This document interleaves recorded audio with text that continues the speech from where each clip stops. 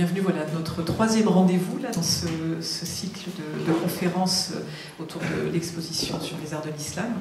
Donc, nous avons le plaisir et l'honneur d'accueillir ce soir Yannick Lins, donc, qui est commissaire de ces 18 expositions et directrice du département des arts de l'islam au Louvre, donc, qui va nous faire découvrir encore un nouveau pan de ces arts de l'islam. Donc, juste pour rappel, n'oubliez pas que nous avons un petit programme à l'entrée dans lequel vous pouvez retrouver nos différentes animations. La prochaine conférence aura lieu le 1er février. Nous accueillerons Joël Savary pour aborder cette fois-ci l'art contemporain.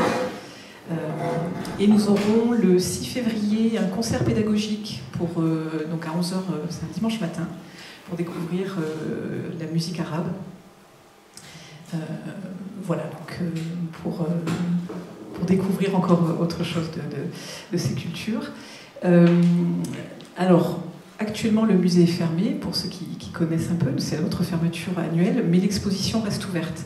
Donc, n'hésitez pas à venir, et nous continuons nos visites gratuites, notamment les dimanches matins. Donc, voilà, n'hésitez pas aussi à passer le mot, le musée est fermé, mais l'exposition est ouverte. Donc, voilà. Je vous souhaite une excellente soirée et un bon moment.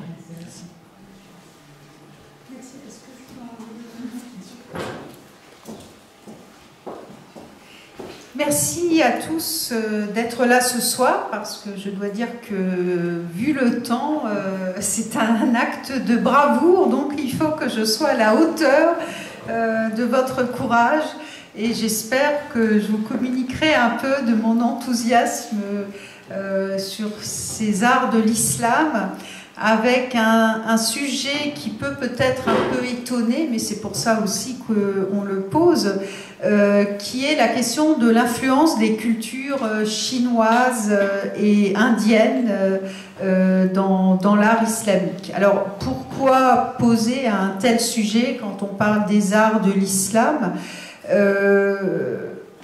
sans savoir forcément ou sans pouvoir y mettre une définition précise, mais évidemment c'est important de définir précisément les arts de l'islam, mais je suis sûre intuitivement que, comme la majorité des gens, vous vous dites art islamique égale plus ou moins art arabo-musulman, comme on disait à un moment donné. En tout cas, on confond souvent comme des équivalents l'art et la culture arabe et les arts de l'islam. Et pour peut-être commencer par cette carte, les arts de l'islam couvrent un territoire beaucoup plus vaste que le simple territoire du monde arabe.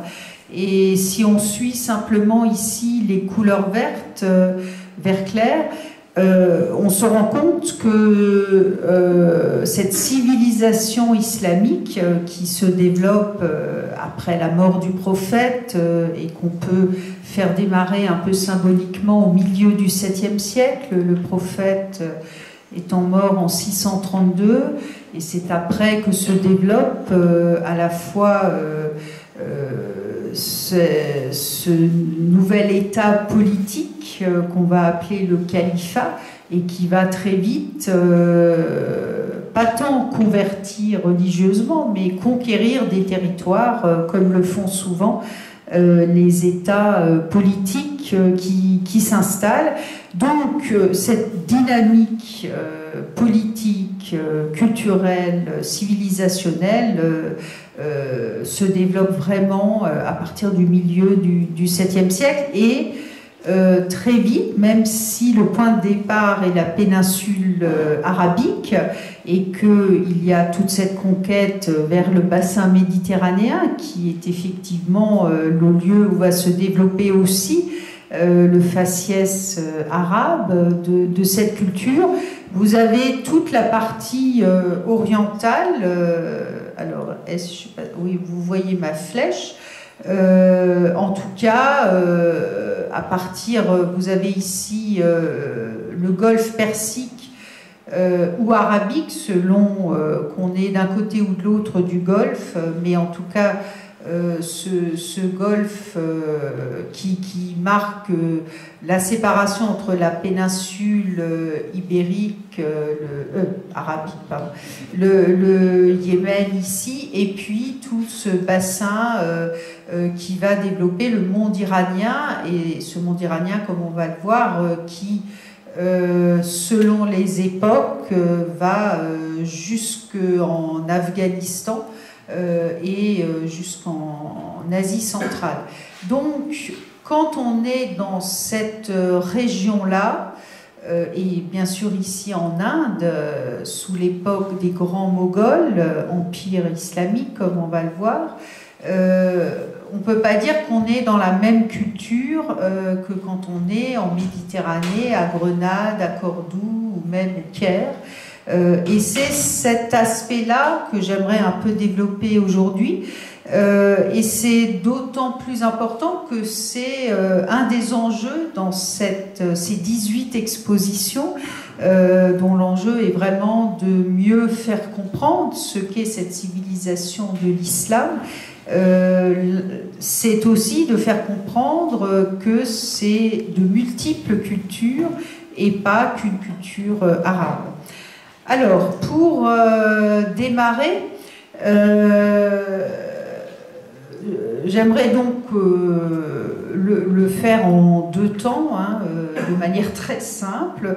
Montrer d'abord les influences de la Chine dans l'art islamique et ensuite parler plus précisément de l'Inde et du monde indien en zone de contact avec le monde islamique. Alors, pour ce qui est de la Chine, ce qui est très intéressant, c'est que évidemment que parler d'influence de la Chine sur le Moyen-Orient, c'est déjà une sorte d'intuition géographique, puisque vous l'avez vu sur la carte, ce sont quand même des zones de contact entre ce Moyen-Orient et, comme on aurait dit il y a quelques décennies, l'Extrême-Orient. Et vous le savez plus ou moins, vous avez tous évidemment entendu parler des routes de la soie, mais on parle aussi à d'autres époques des routes de l'encens. En tout cas, cette région du Moyen-Orient, et quand je dis Moyen-Orient, c'est le grand Moyen-Orient qui va quasiment de la côte orientale de la Méditerranée jusqu'en Afghanistan, donc ce monde du milieu, comme dirait l'historien Jean-Pierre Filiu dans son dernier livre. Ce monde du milieu est un monde du passage, du passage de la circulation des biens matériels, mais aussi des hommes, et que les historiens ont effectivement symbolisé sous cette dénomination des routes, mais qui marquent effectivement sur des routes caravanières avant de devenir des routes maritimes ou ferroviaires, marquent vraiment ces échanges incessants entre l'Est, l'Asie et l'Ouest jusqu'en Europe. Et donc, évidemment que c'est une sorte d'évidence géographique et historique. Mais aujourd'hui, nous parlons d'art, et donc ce que je voudrais, c'est vous montrer comment cette évidence géographique et historique de contact des voisins orientaux du Moyen-Orient va imprégner cet art. Et pour ça, je commence par vous montrer de l'art chinois, et je ne vais pas ici faire un cours sur l'art chinois, j'en serais bien incapable, mais vous montrer des œuvres assez anciennes de la céramique qui a été trouvée dans une épave dans l'océan Indien. Alors je reviens peut-être une seconde à ma carte. Donc vous voyez ici la Chine, je n'ai visualisé que l'ancienne ville de Canton, mais il y a très vite de multiples comptoirs, comme on disait, commerciaux, quand je dis très vite, dès le 7e siècle, même avant quasiment le développement des califats islamiques. Mais en tout cas, cette zone de circulation maritime de l'océan Indien, avec ici toute l'Indonésie, et Jakarta ici, toute cette zone est bien sûr vers l'Inde et puis vers le golfe Persique sont des routes maritimes et puis bien sûr vers l'Afrique aussi. Zanzibar est un port important très vite d'importation de produits indiens, chinois, et puis vous avez Mayotte, la Réunion, où nous avons d'ailleurs une des 18 expositions, puisqu'il y a un musée des arts décoratifs de l'océan Indien. Donc nous sommes ici, de même qu'on peut le dire, vous le savez, pour la Méditerranée, Mare Nostrum, ici nous sommes vraiment dans une zone d'échange évident, et donc très vite ces circuits vont se faire. Et cette épave qui nous a beaucoup appris, qu'on a découvert en fait au large de Jakarta, là où il y a ma flèche à peu près, était un bateau qui a été donc découvert et fouillé par une équipe d'archéologues. Et comme souvent, ces épaves archéologiques nous apportent énormément d'informations sur ce qu'on connaît souvent plus par les sources écrites, les témoignages d'historiens anciens ou surtout de voyageurs.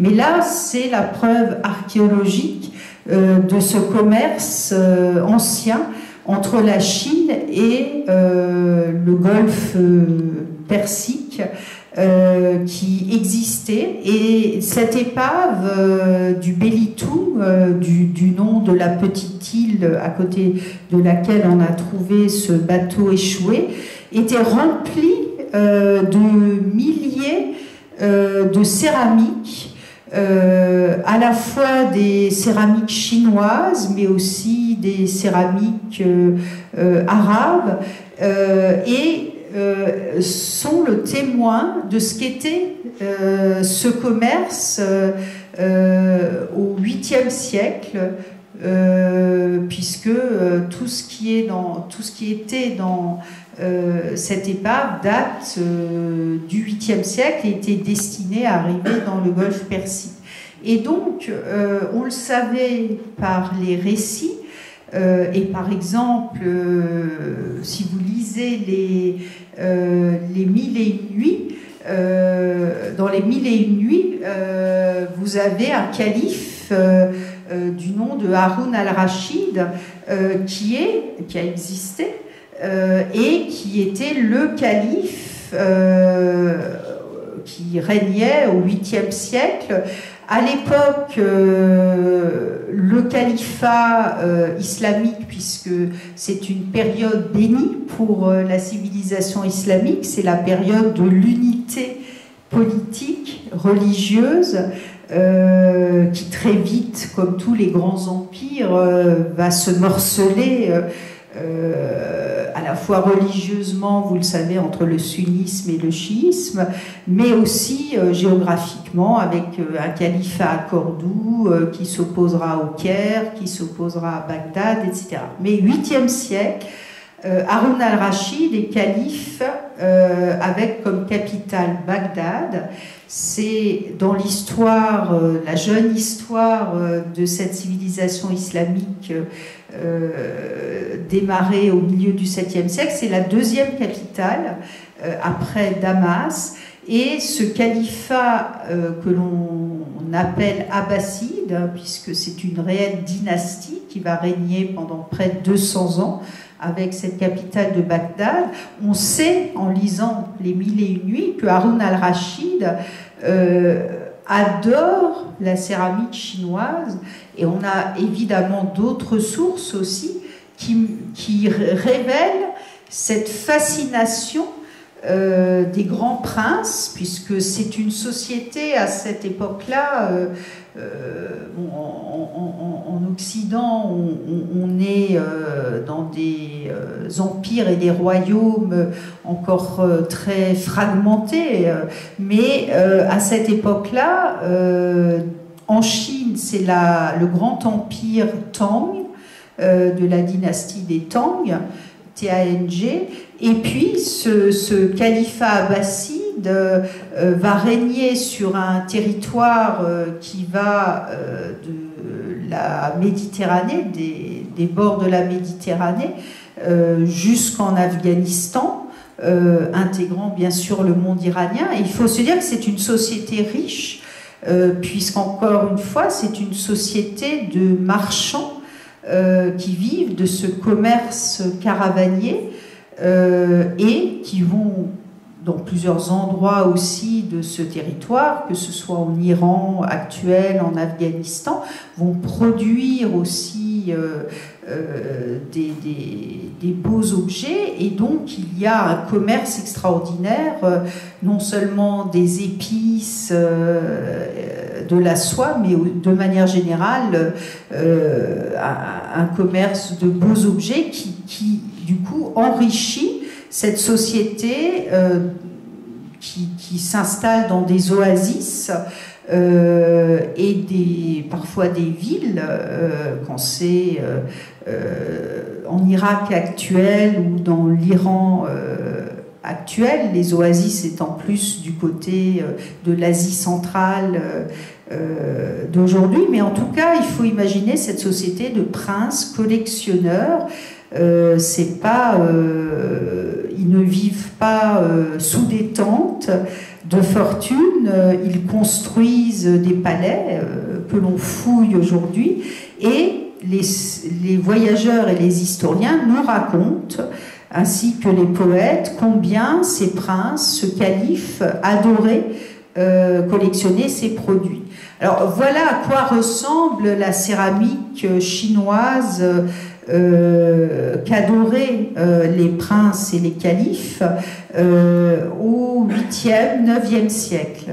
Et ce qui est intéressant, alors vous découvrirez combien les potiers et les artisans arabes et iraniens vont s'en inspirer, mais c'est évidemment ce qui va plaire, c'est d'abord ces techniques, pardon, ça saute trop vite, ces techniques de glaçure qui rendent une céramique brillante et qui permettent parfois même d'imiter soit du verre, soit du métal.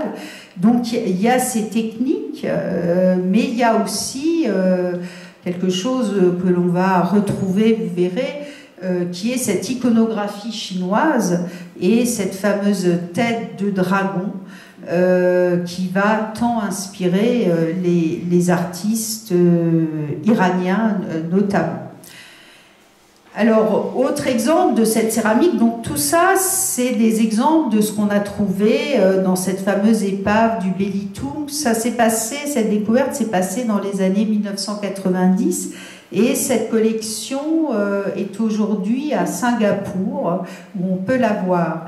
Et sans vouloir faire une histoire de la céramique chinoise, encore une fois, mais c'est vrai que c'est absolument étonnant de voir comment cette civilisation chinoise, à l'époque des Tang, déploie dans de multiples villes une créativité de forme et surtout de technique de céramique.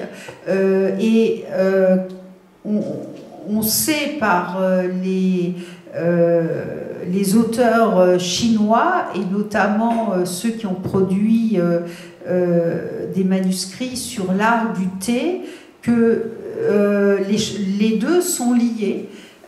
C'est-à-dire que le développement du goût pour les baumes matériaux de contenants sont apparus au moment aussi où la pratique du thé devenait vraiment populaire, et avec cette recherche sans doute qu'ont dû avoir les potiers chinois, de travailler cette surface glaçurée qui permet, je pense que vous avez tous fait l'expérience, sans avoir forcément de la porcelaine chez vous, mais une céramique un peu fine, une tasse un peu fine, glaçurée, c'est-à-dire on a l'impression de ce vernis en surface de cette vaisselle. Évidemment, quand vous mettez le thé à l'intérieur, la couleur naturelle du thé infusé change en fonction aussi de la couleur de la céramique. Donc, dans ce raffinement de la culture chinoise, on explique beaucoup le développement de ces techniques de céramique qui sont de vraies inventions aussi technologiques, hein, parce que vous le savez, mais faire de la céramique avec des cuissons très particulières et souvent évidemment des températures particulières, des durées de cuisson qui varient, et parfois 2 cuissons ou 3 cuissons qui se succèdent, c'est autant de la chimie que de l'art, et on le sait, elle a permis de produire de vraies inventions technologiques que vont récupérer, parfois améliorer les artisans arabes et chinois, arabes et iraniens. Alors, autre objet de ce qu'on a trouvé dans cette épave, qui est pour nous, historiens de l'art, archéologues, tout à fait passionnant, c'est cette assiette blanche et bleue. Alors, la vaisselle blanche et bleue chinoise, on la connaît, mais beaucoup plus tardivement. Pour nous, elle apparaissait plutôt à l'époque moderne, dans cette porcelaine célèbre, la porcelaine chinoise blanche et bleue, qui va tant inspirer aussi les manufactures européennes, françaises notamment, ou manufactures russes. Mais on se rend compte avec ces trouvailles qui datent les objets. Donc là, on est sur une céramique du 7e siècle, qu'on fabrique déjà en Chine, à ce moment-là, cette vaisselle bleue et blanche. Et je passe tout de suite à une céramique arabe, irakienne, qui est du 9e siècle, donc on va dire qu'on est à peu près à la même époque, c'est-à-dire qu'on est dans ce qu'on appelle en général les premiers temps de l'islam. Donc je remets 2 secondes sur la céramique chinoise et je passe à la céramique iranienne, qui est une œuvre que l'on conserve au Louvre et qui pour nous est typique de ces débuts de l'art islamique dans la céramique, notamment en Irak et en Iran, c'est-à-dire dans ce bassin mésopotamien qui est l'aboutissement du golfe Persique. Le port qui est au fond du golfe est le port de Bassora, qui est aujourd'hui en Irak, mais nous sommes vraiment géographiquement à la frontière entre l'Irak et l'Iran, et les importations qui arrivent dans le port de Bassora, et il y avait bien sûr dès cette époque-là d'autres ports dans tout le golfe Persique, et on a eu des fouilles autant du côté iranien que du côté arabe, irakien et puis qatari, puisque vous savez que du côté de la rive arabe de ce golfe se déploie aujourd'hui notamment ce qu'on appelle les Émirats arabes unis et puis le Qatar. Donc on voit combien les artisans arabes imitent très vite, quasiment à l'époque contemporaine, cette céramique chinoise. On le sait, là encore, par les sources écrites, parce qu'on a autant les récits historiques nous disent combien les califes et les princes collectionnaient d'énormes quantités de céramique chinoise, mais on sait aussi qu'ils demandaient à leurs ateliers, et les fouilles archéologiques témoignent d'une organisation dès cette époque-là, vraisemblablement, notamment à Bassora, d'ateliers qu'on pourrait appeler royaux ou califaux. Vous le savez, dans la commande publique artistique, à toutes époques, dans tout lieu, il y a souvent l'organisation de manufactures ou d'ateliers royaux, impériaux, c'est-à-dire ces ateliers qui produisent avant tout des objets pour les commandes du souverain et de la cour autour. Donc, une telle œuvre, il faut s'en rendre compte, est un objet de luxe à l'époque et correspond vraisemblablement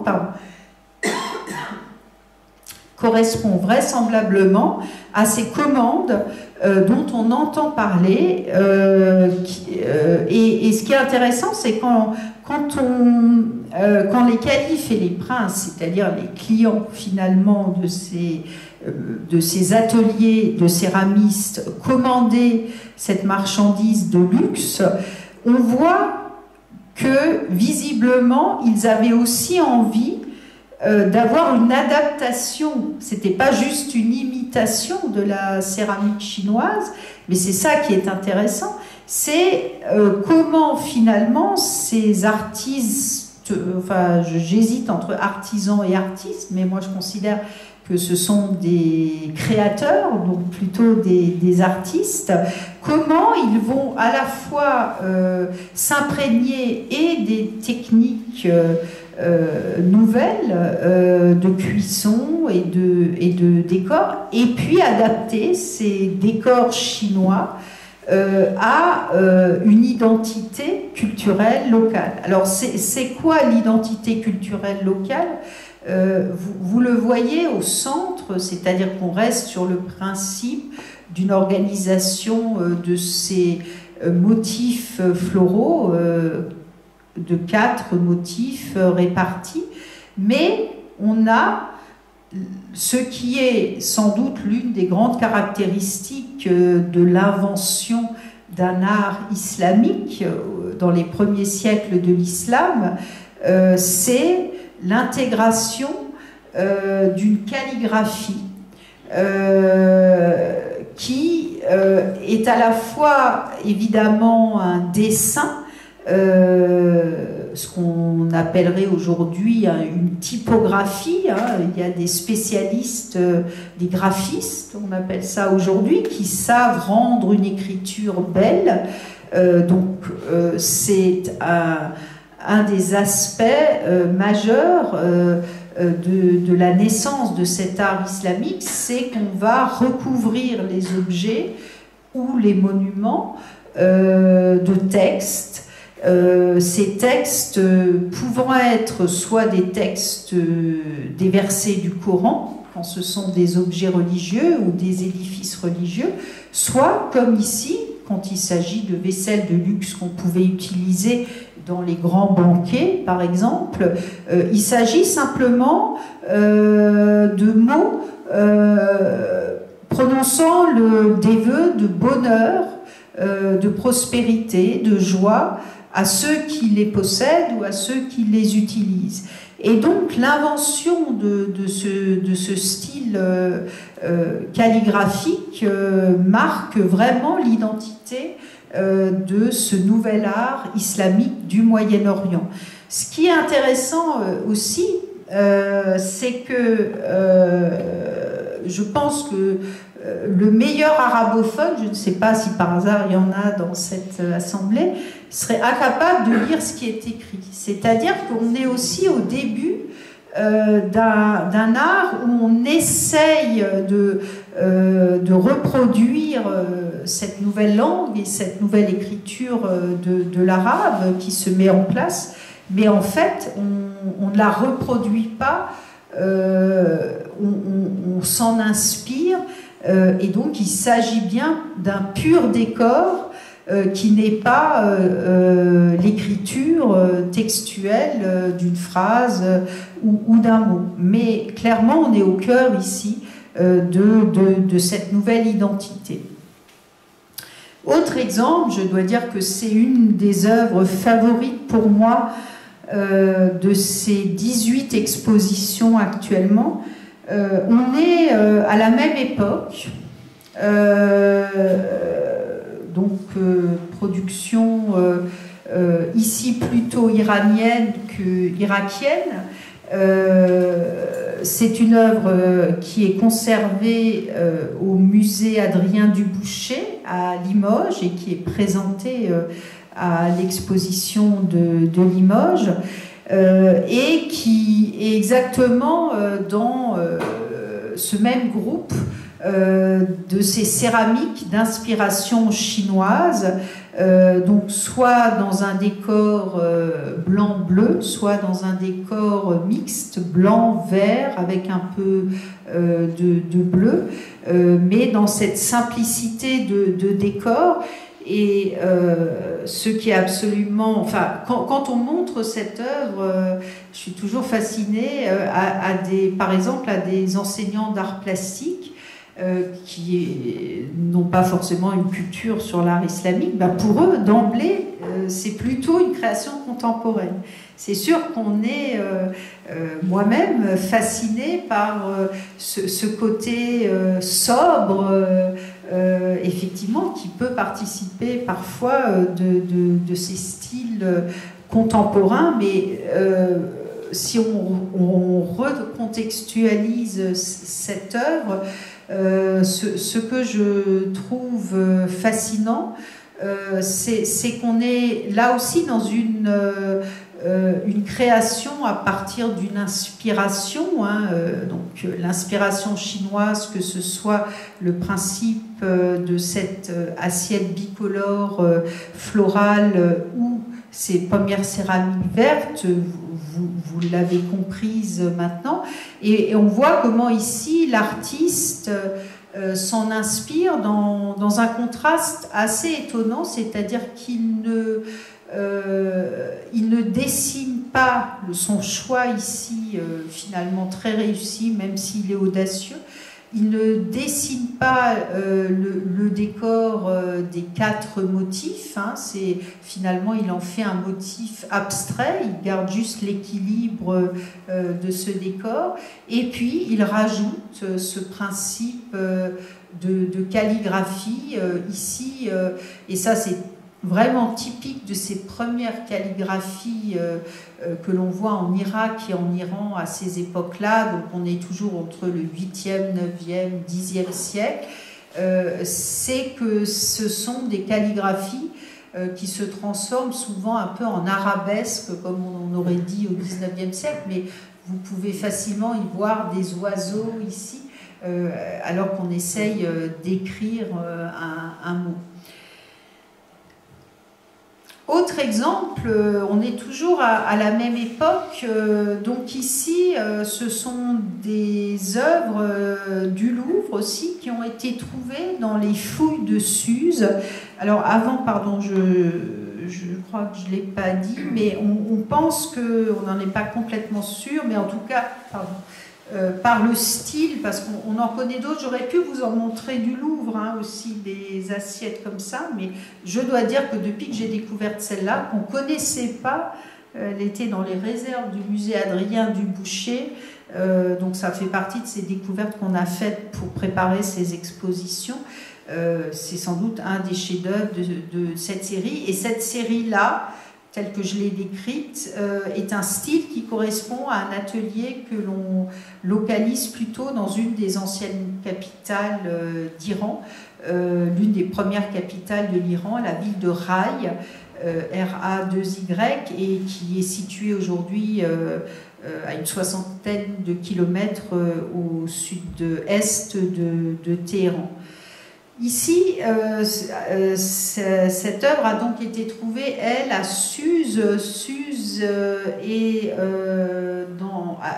plus au sud-ouest, vers la frontière irakienne actuelle de l'Iran. C'est une des grandes capitales anciennes de l'Iran. Si certains d'entre vous ont eu la chance de visiter l'Iran ou peut-être de voir des images, Suse est une des capitales de l'empire des Perses achéménides, c'est Darius, Xerxès, qui sont liés aussi à l'histoire de Persépolis. Et la ville de Suse a été, bien sûr, ces villes-là n'ont pas été détruites et rasées avec la conquête arabe et la transformation de ce territoire en province de l'empire du califat abbasside. Ces villes qui existaient, notamment Suse, qui est dans une région stratégique pour le commerce, a eu son existence de l'époque islamique. Et c'est pour ça que pendant les fouilles archéologiques qui ont été menées par le Louvre dès le XIXe siècle, d'où l'énorme quantité d'objets de Suse au Louvre, on a des objets de cette époque, de ces premiers siècles de l'islam. Et donc cette coupelle témoigne là aussi d'une autre manière de cette influence de la céramique chinoise. Rappelez-vous les premières pièces que je vous montrais avec la tête de dragon.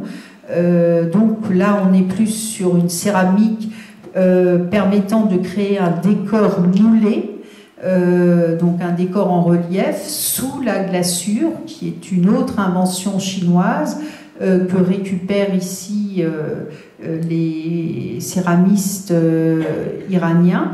Et simplement, là aussi, il y a une adaptation. Alors là, vous ne voyez qu'une œuvre, mais si je vous montrais une série d'œuvres chinoises et une série d'œuvres iraniennes, trouver à... Alors, c'est trouvé à Suse, ça ne veut pas dire que ça a été fait à Suse, hein. Mais en tout cas, on est dans cette région, je dirais, entre l'Irak et l'Iran.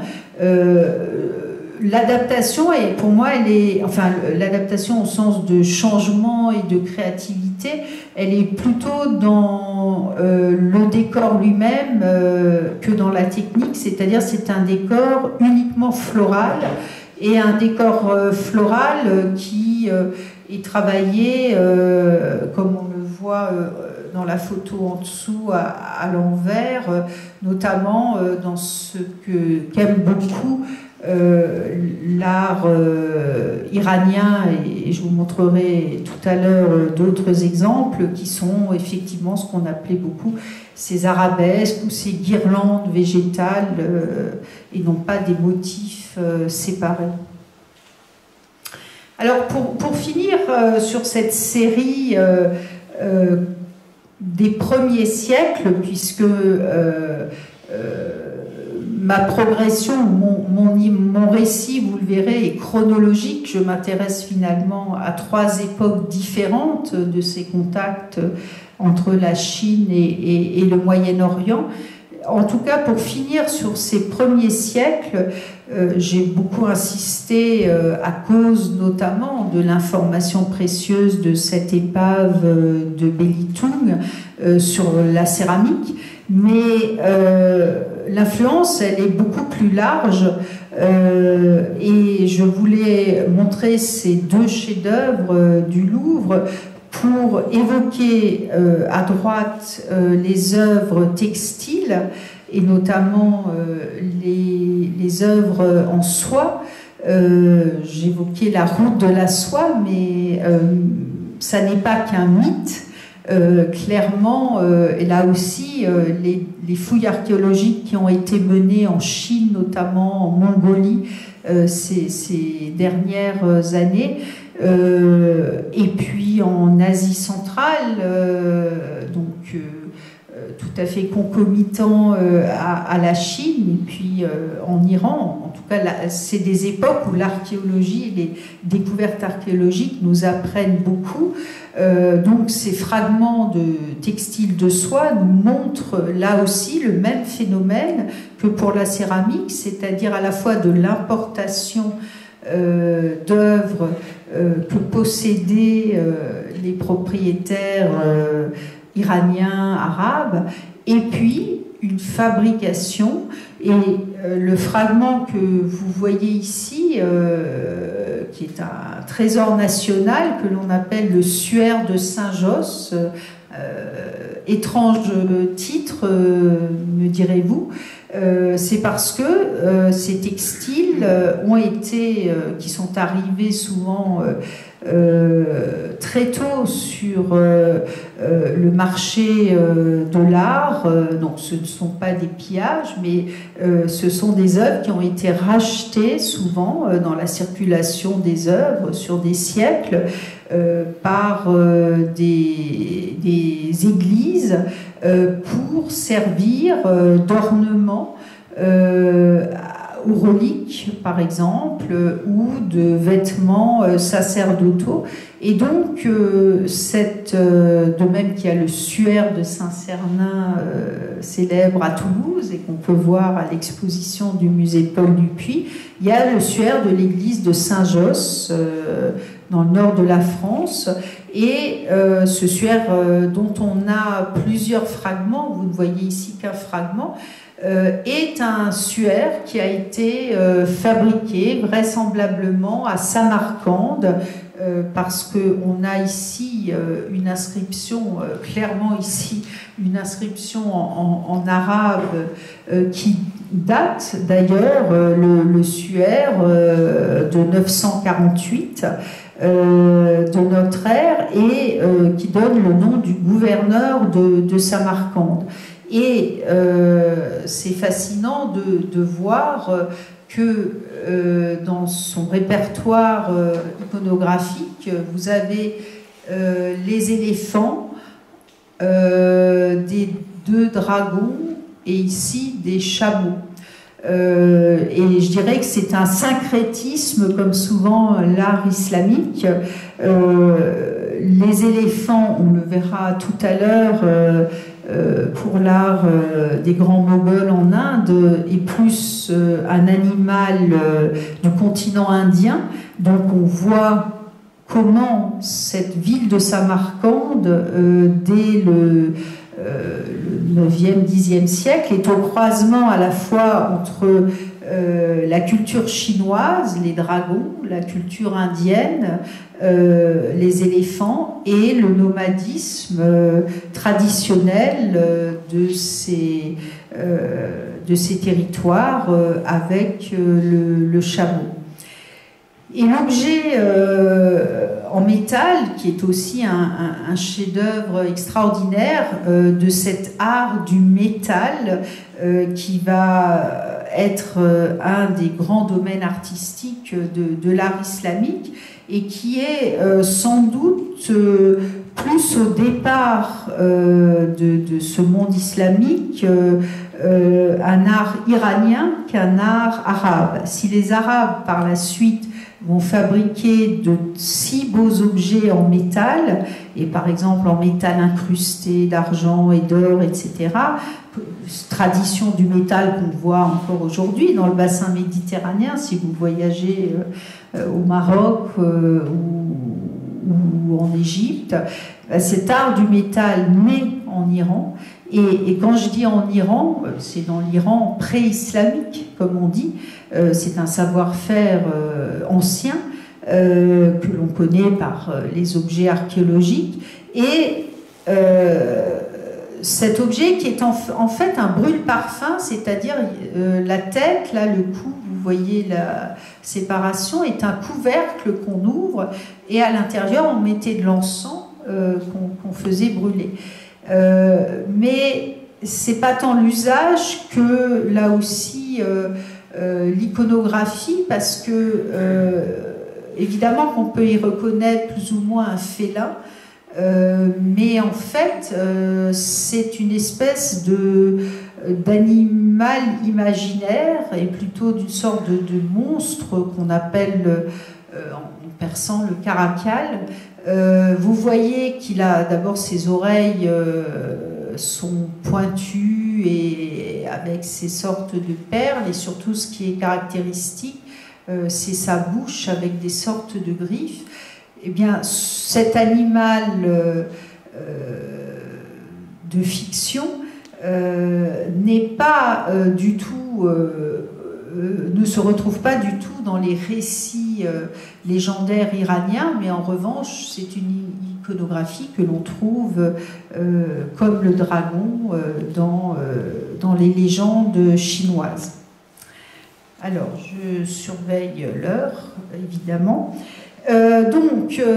Deuxième étape, c'est l'époque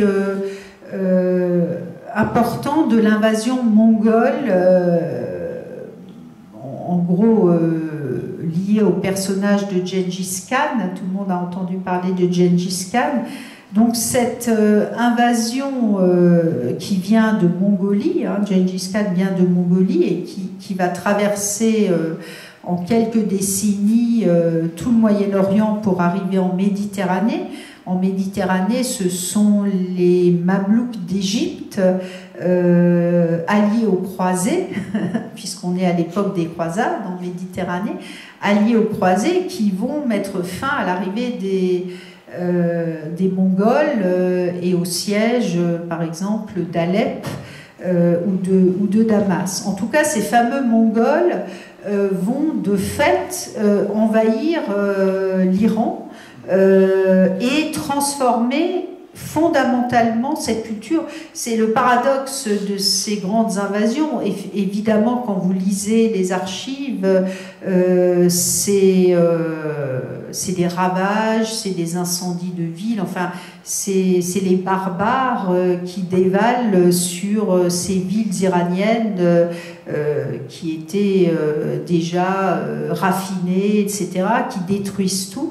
Mais finalement, avec et je ne me prononce pas évidemment sur l'aspect des invasions et des phénomènes, mais moi je mesure l'influence artistique et culturelle. C'est vrai que l'arrivée des Mongols va transformer là aussi le style, la culture, le style artistique, parce que d'abord l'élite au pouvoir dès le XIIe siècle est une élite mongole. Et je voulais pour ça montrer cette tête qui vient toujours de la fameuse ville de Rai, cette première capitale, on va dire médiévale iranienne. Et vous le voyez, on l'appelle notre prince de Rai. En tout cas, c'est une sculpture qui était rattachée à un palais, à une façade extérieure. Mais regardez son style. On a affaire à un style asiatique. Alors bien sûr que ce n'est pas la Chine, mais je peux vous dire que pour avoir été en Mongolie, quand on est en Mongolie, on est dans le monde chinois. Et du coup, montrer peut-être plus rapidement quelques images de ce qu'est cet art iranien de l'époque des Mongols ou de l'invasion des Mongols. Alors, c'est la dynastie qui s'installe à ce moment-là en Iran, s'appelle la dynastie des Ilranides. Bon, ce qui est important, c'est pas de retenir ce nom-là, mais en tout cas de retenir cette période qui artistiquement, va être, au tournant du XIIe, XIIIe siècle, une vraie renaissance. Chez nous, dans l'art occidental, on parle de la renaissance au XVIe siècle. Je peux vous dire que pour l'art islamique, la renaissance artistique, qui montre de nouveaux modèles artistiques, c'est vraiment à partir de la fin du XIIe siècle et début du XIIIe siècle. Alors, typiquement, vous avez à la fois ici cette fameuse céramique architecturale. C'est la première fois dans l'histoire que se construisent des palais, des mosquées, des écoles coraniques qu'on appelle les madrasas, avec ces revêtements de carreaux.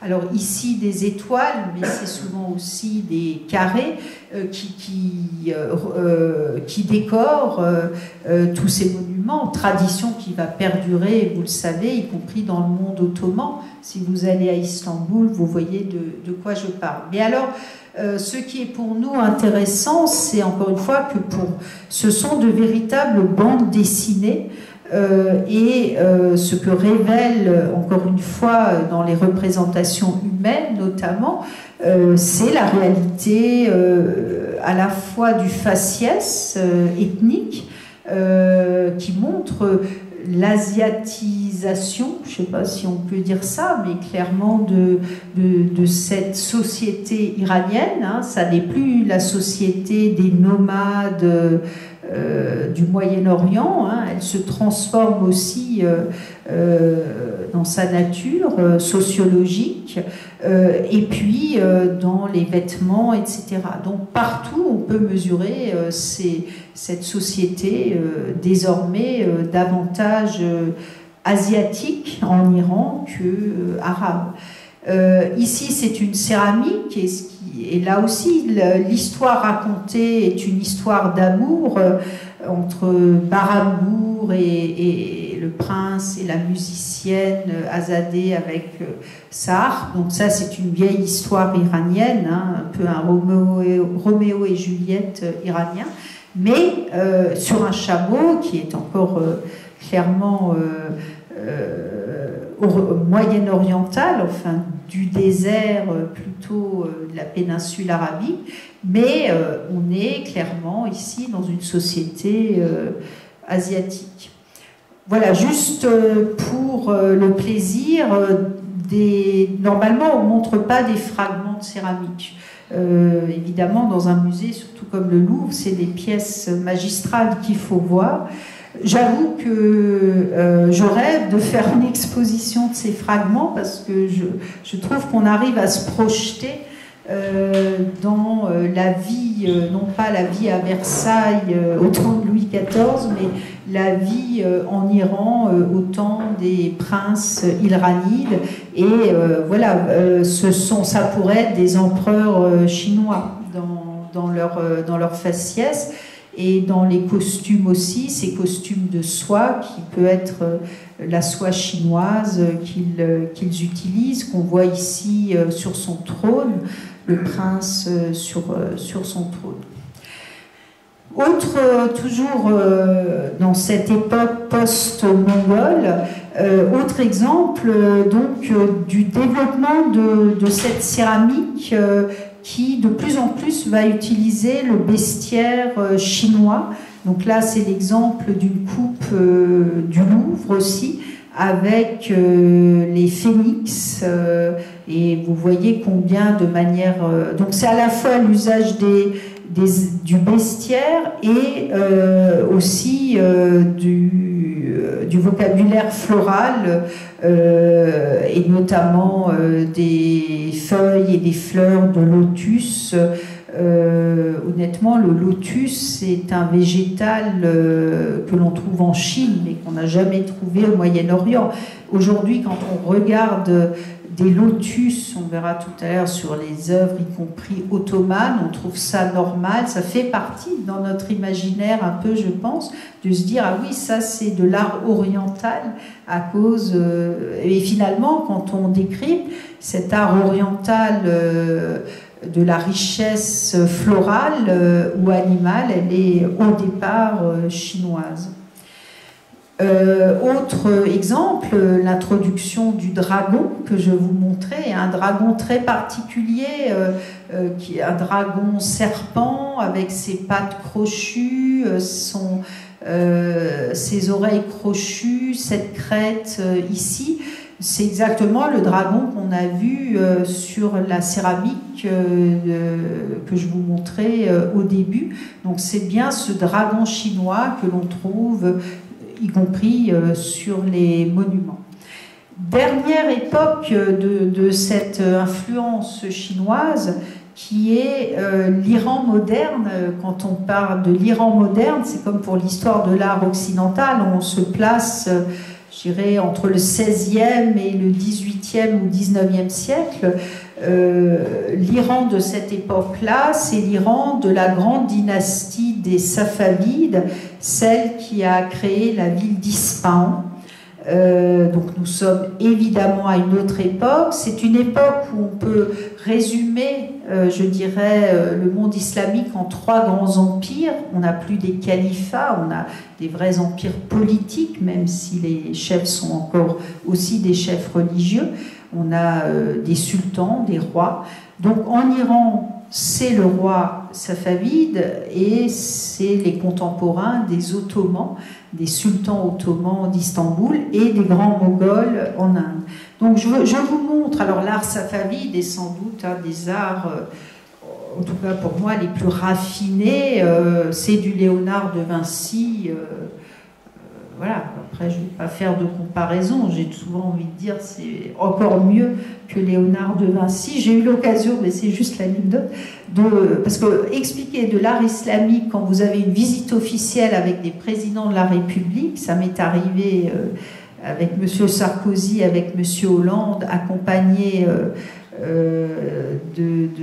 des chefs d'État de l'Arabie Saoudite, et quand il faut montrer à ces gens-là de la peinture iranienne, déjà, je ne vous dis pas vis-à-vis des responsables saoudiens, donc on parle de peinture orientale, on ne dit pas que c'est iranien, mais comment leur dire qu'ils ont des chefs-d'œuvre de l'humanité? Donc j'ai dit, au Louvre, il y a une Joconde, mais là, vous en avez 15 les uns à côté des autres. Donc cette peinture miniature fait partie de ces œuvres sublimes. Elle est malheureusement pas au Louvre, elle est au Métropolitain. Mais juste pour montrer qu'en est-il de cette présence chinoise à cette époque moderne, je dirais qu'il a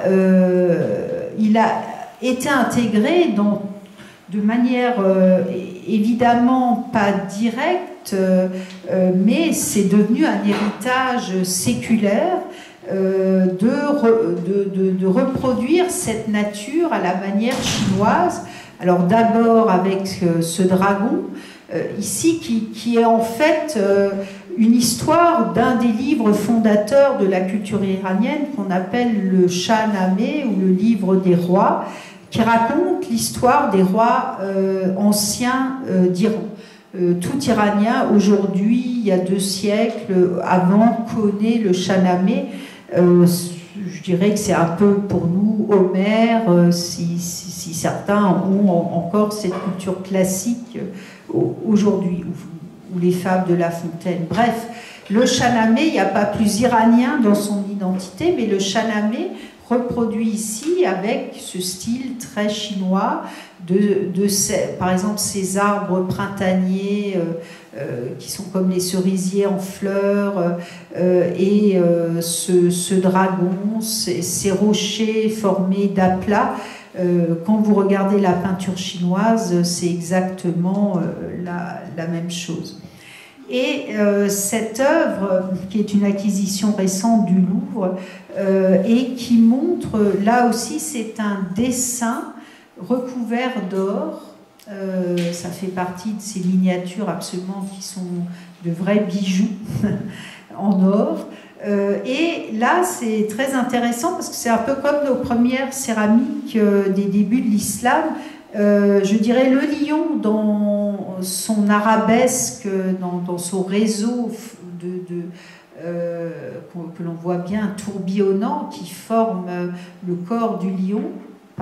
C'est typiquement oriental. Enfin, c'est quelque chose d'intrinsèque, un peu comme la calligraphie que l'on trouve autant en Méditerranée que ici en Iran. Alors que tout le décor végétal, vous retrouvez ici ce type d'arbres, ça ce sont des nuages aussi, et typiquement cette forme de nuage est une forme chinoise et que l'on retrouve même dans l'art ottoman.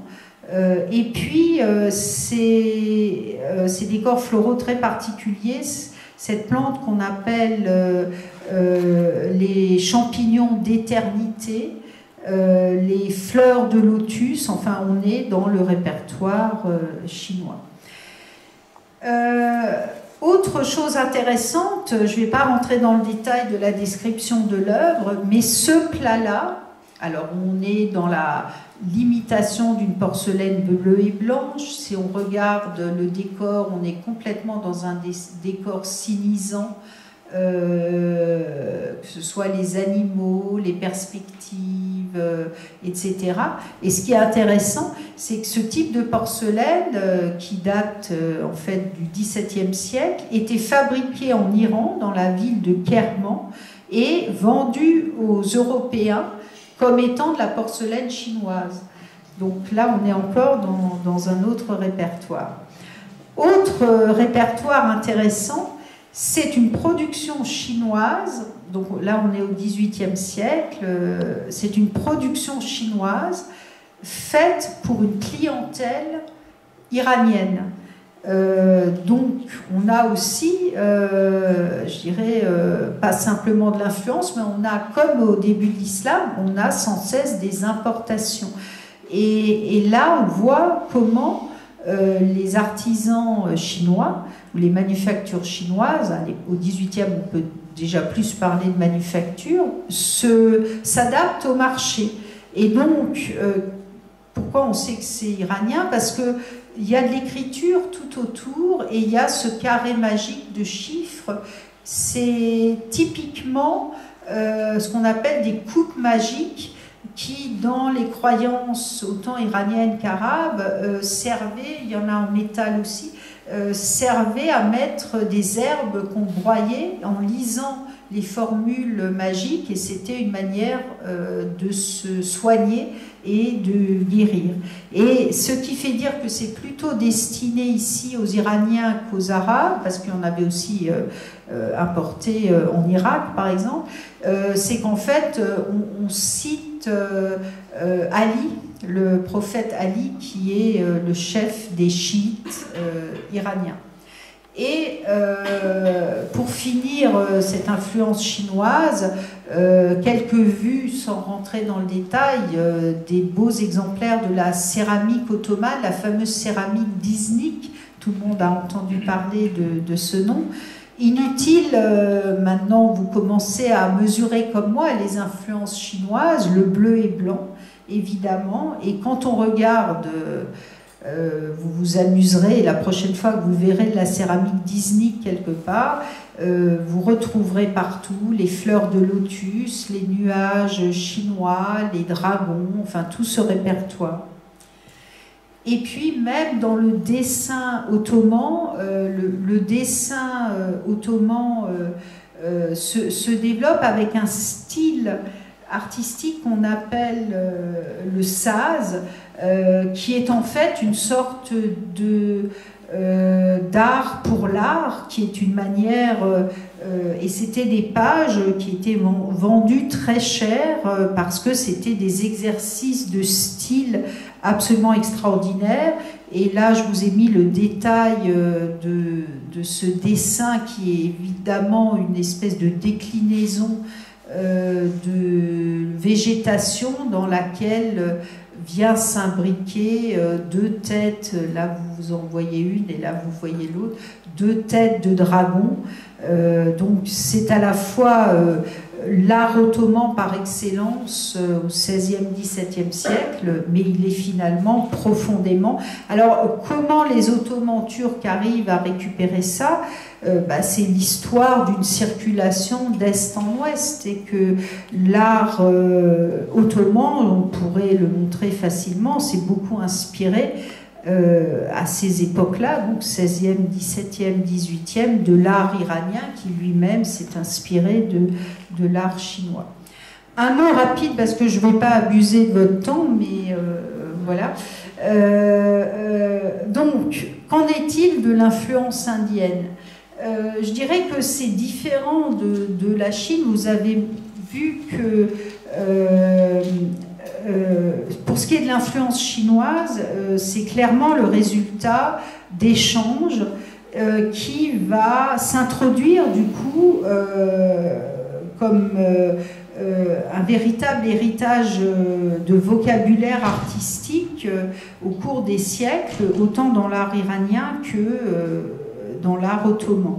Pour ce qui est de l'Inde, je dirais que c'est beaucoup plus localisé, et cette rencontre entre les deux cultures, et je dirais pas la culture indienne, pour ceux qui connaissent un peu, on sait que le continent indien est fait d'une diversité de cultures, et déjà simplement en termes de religion, il y a le monde hindou et le monde bouddhique qui n'est pas la même chose, mais en tout cas, la rencontre, elle s'est vraiment opérée à l'arrivée ou à la création de cet empire qu'on appelle l'empire des Moghols, ici, donc au XVIe siècle, un empire qui va du coup réunir à travers des conquêtes militaires quasiment les 2/3 du continent indien, venant du nord, avec plusieurs capitales. L'une des premières capitales est celle de Fatehpur Sikri. Tout ça est dans la région de New Delhi, célèbre notamment avec cette pierre de grès rose. Et puis s'il y a un monument symbolique que tout le monde connaît des grands Moghols, c'est le Taj Mahal en marbre blanc que l'empereur Shah Jahan au XVIIe siècle a construit pour son épouse. Mais cet art moghol est en fait un syncrétisme entre l'art iranien et l'art indien. Pourquoi? Parce que l'origine de l'empire moghol est à Samarcande, et c'est pour ça que je voulais vous montrer une des pages miniatures célèbres qui est un autre Léonard de Vinci de notre collection, qu'on appelle le lecteur, mais qui vous montre ce qu'était l'art à Samarcande, je dirais entre le 15e, 16e, 17e siècle.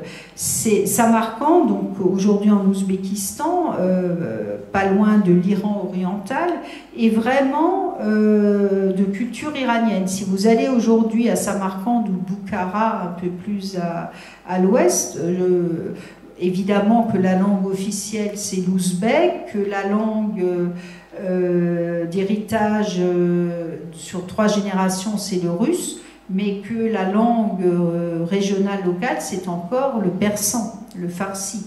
Donc on est vraiment dans une culture iranienne. Et en fait, le fondateur de cette dynastie moghole, et non pas mongole, moghol, c'est Babur. Babur que vous voyez représenté ici, il est là. Hein. Et Babur, en fait, qui a été le premier empereur moghol, est né à Samarcande, et c'est ça qui est intéressant dans l'histoire, c'est qu'il... vous avez ici le nom de Babur Nameh ou Babur Nama, c'est-à-dire qu'il a fait écrire, comme tous les empereurs moghols, l'histoire de sa vie et illustrés par des peintures. Et donc, on le sait, Babur était destiné à devenir roi de Samarcande, mais il n'a jamais réussi à prendre le pouvoir à Samarcande, donc il est parti en Afghanistan, puisque la frontière, quand vous descendez à la ville de Termez en Ouzbékistan, vous êtes à la frontière afghane. Donc il est allé en Afghanistan en essayant d'être roi en Afghanistan, il n'a pas réussi.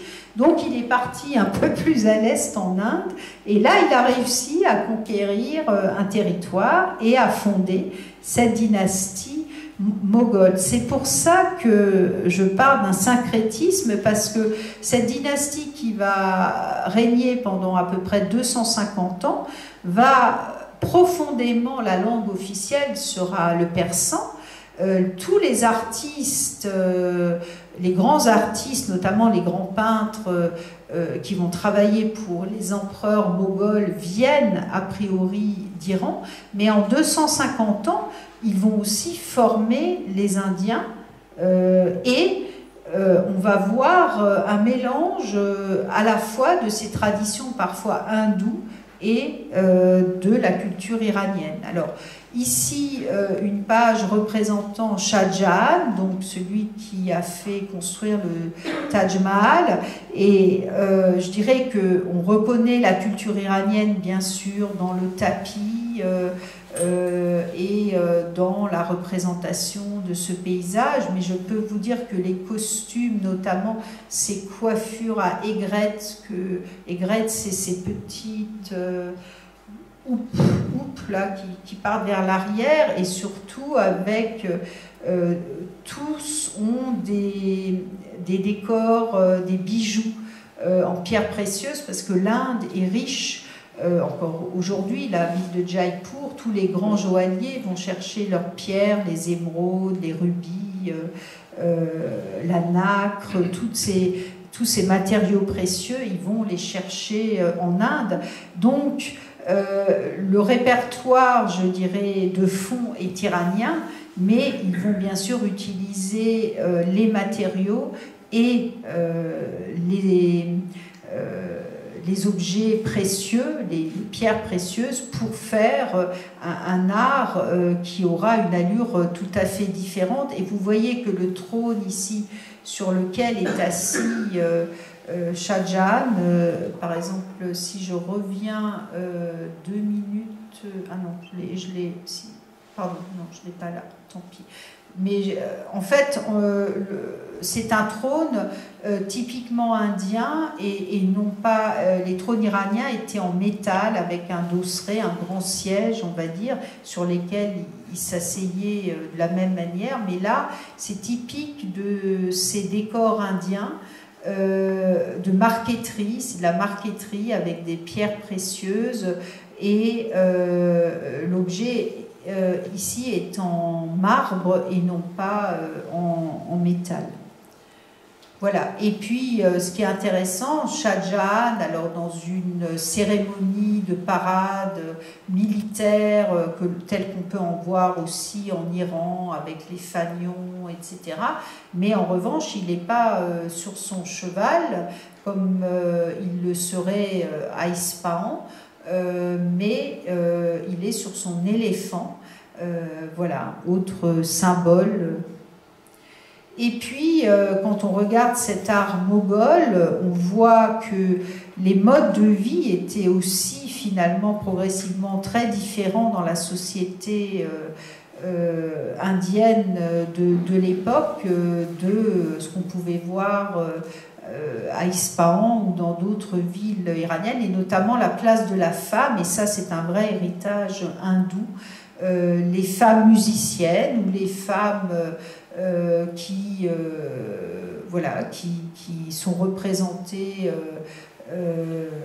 avec la partie supérieure du corps nu, en revanche mangeant des grenades et buvant du vin comme en Iran, mais avec un type de costume et de place de la femme dans la société qui est différente de la culture iranienne.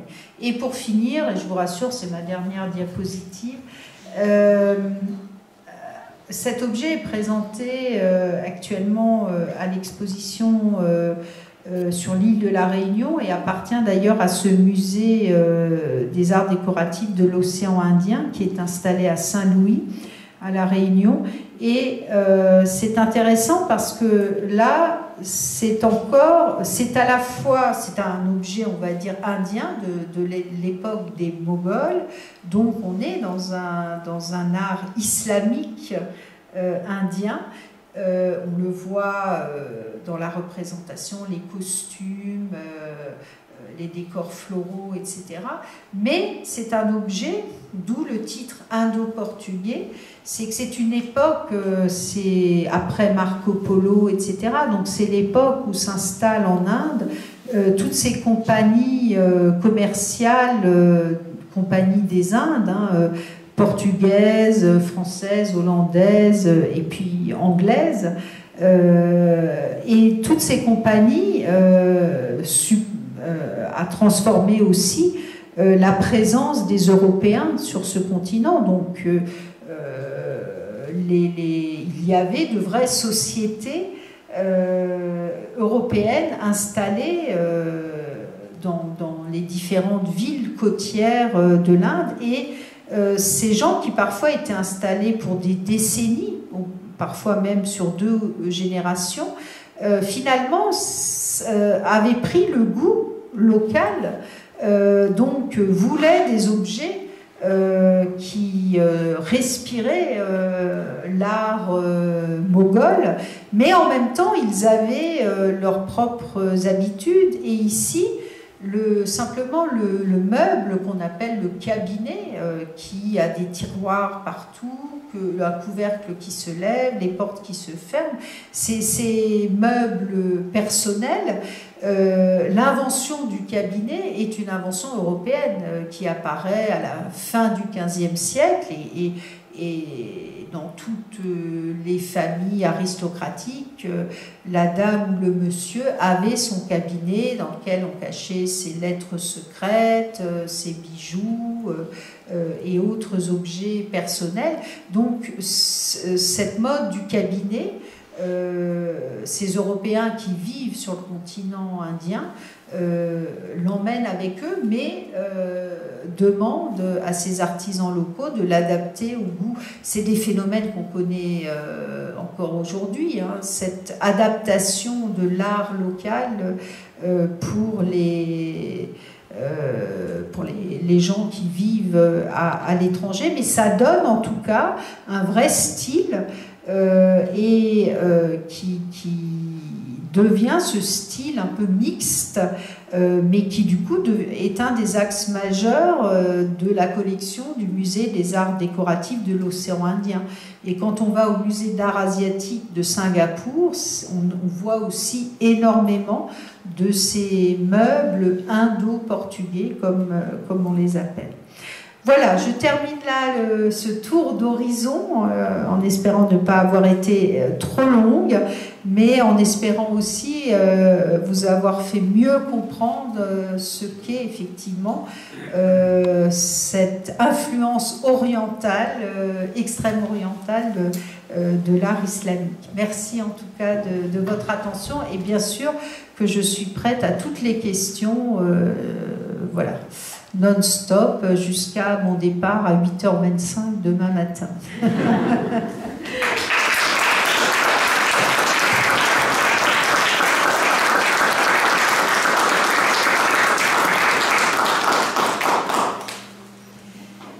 Donc je ne sais pas si voilà, c'est pas obligé, je sais que voilà, mais je suis, oui, monsieur. Oui, j'ai une question sur la Chine justement. Puisque dans la première diapositive que vous montrez, la zone verte claire ne montre pas l'influence de l'islam sur, en tout cas, sur la route de la soie notamment. Je trouve qu'elle s'arrête un peu tôt. Elle couvre très peu le nord de la Chine. Oui. Pas du tout la zone, voilà, Xi'an, par exemple. Oui, oui, tout à fait. Oui, oui. oui, vous avez raison, je pense que tout le monde a dû entendre la remarque tout à fait pertinente que cette carte-là ne montre pas effectivement le vrai passage de la route de la soie. Alors pourquoi? Parce que la carte, si vous regardez le titre, ça s'appelle « Foyers artistiques du monde islamique de 650 à nos jours ». Et je peux vous dire que c'est bien sûr un dessinateur de cartes, un cartographe qui l'a faite, mais à partir de ce que je lui ai demandé de faire. Et j'ai eu du mal à faire cette carte parce qu'elle est à la fois transchronologique sur 14 siècles, avec des réalités géographiques différentes, mais je dirais que je me suis limitée, entre guillemets, vraiment aux foyers artistiques du monde islamique. Et pour la Chine, pour en venir à la Chine, pour en venir à la Chine, je me suis dit, je ne peux pas rentrer dans le détail parce qu'au bout d'un moment, ça devient illisible. Donc, je me suis dit, on ne peut pas... qu'est-ce qu'on appelle un foyer artistique islamique dans la Chine d'aujourd'hui? Enfin, pardon, pas dans la Chine d'aujourd'hui, mais en Chine en général, c'est compliqué. Enfin, ça pourrait être l'enjeu d'une conférence, hein, l'islam en Chine. Mais encore une fois, quand on parle non pas d'histoire, mais de foyer artistique, j'ai vraiment pris le mot de foyer artistique pour les villes d'une certaine importance, je dirais, qui avaient de l'architecture notamment. Et quand on parle de la route de la soie, finalement, il s'agit plus d'une typologie d'objets, de soie, etc., avec ce qu'on a vu, les influences iconographiques, que de l'implantation, je dirais, d'une ville dirigée par un pouvoir islamique qui va faire construire des mosquées, etc. On n'a pas trouvé en Chine encore aujourd'hui, en Mongolie, etc., de grandes mosquées anciennes. Donc c'est une question compliquée, mais qu'on ne pouvait pas résumer sur cette carte. Faudrait faire une carte régionale sur la Chine avec l'Asie centrale pour davantage visualiser ce qui s'est passé dans ces zones de contact là. Autre question? Non? Vous avez tous faim ou tous envie? Il y a beaucoup de représentations de personnages, on voit leur visage, on voit... Ouais, ça m'étonne. Oui, ben c'est intéressant, madame qui s'étonne des nombreux visages représentés, mais c'est pas par hasard que je le montre non plus, c'est que je veux susciter ces réactions d'étonnement. Parce qu'effectivement, ces expositions sont aussi destinées à changer le regard et à changer les... De même que je vous disais, je veux faire comprendre que l'art islamique n'est pas qu'un art arabe, que l'art islamique n'est pas qu'un art religieux.